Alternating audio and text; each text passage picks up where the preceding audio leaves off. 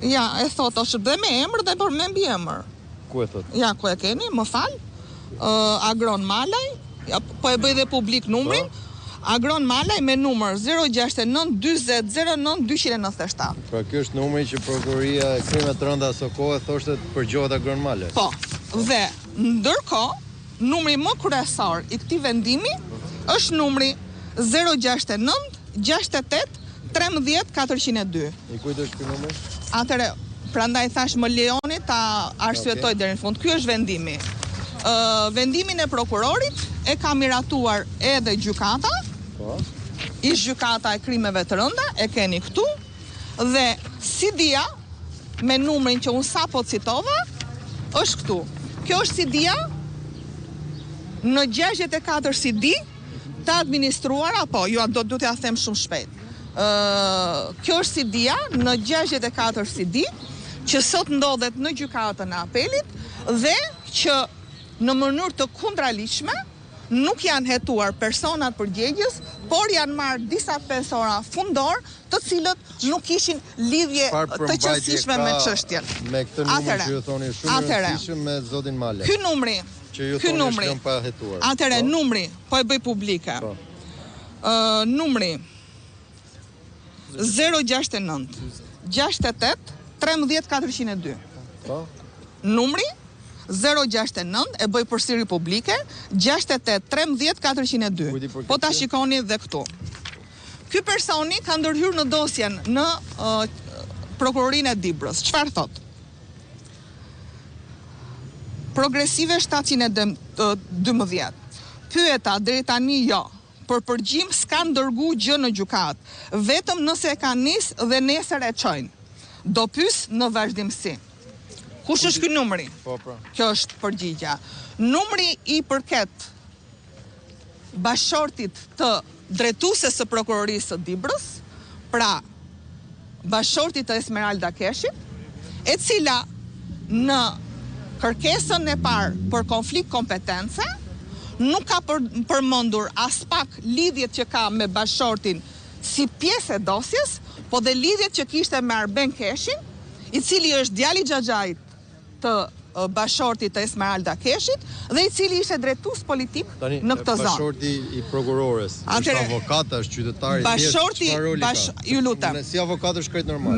Me radh, bashorti i prokurores këtu tregohet që ka ndërhyrë në dosje. Pra, i është përgjigjur një interesi. Po ushtron ndikim të palishëm së pari.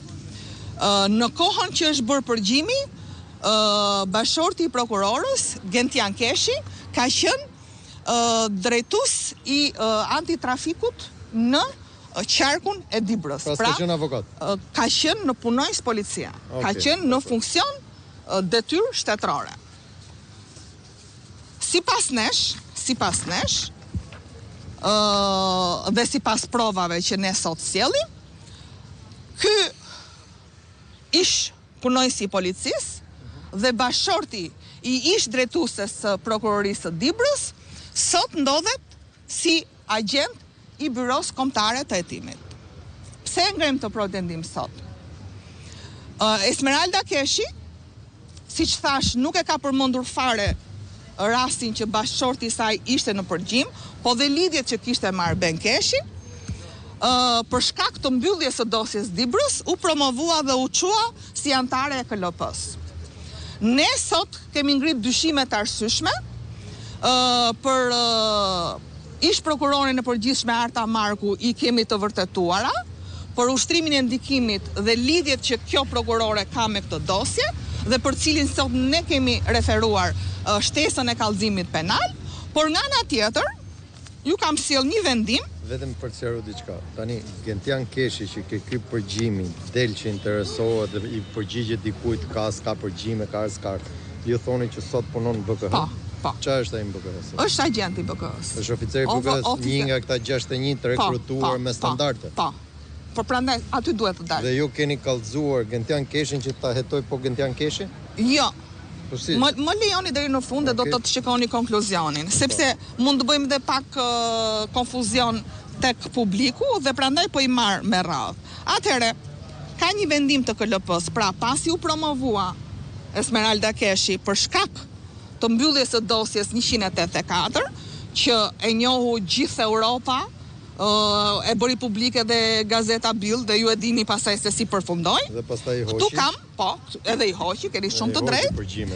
Këtu kam një vendim të Këshillit Lart Prokurorisë. Është vendimi numër 318, datë 16/12/2022. Mund t'ja bëj publike. Është vendimi që është emëruar Zoti Dumani në krye të SPAK-ut. Po të shikoni, nga të gjithë anëtarët e KLP-s, e vetmja firmë që mungon është firma e Esmeralda Keshit. Ja ku e keni këtu, është firma e Esmeralda Keshit. Çfarë ka thënë Esmeralda Keshi?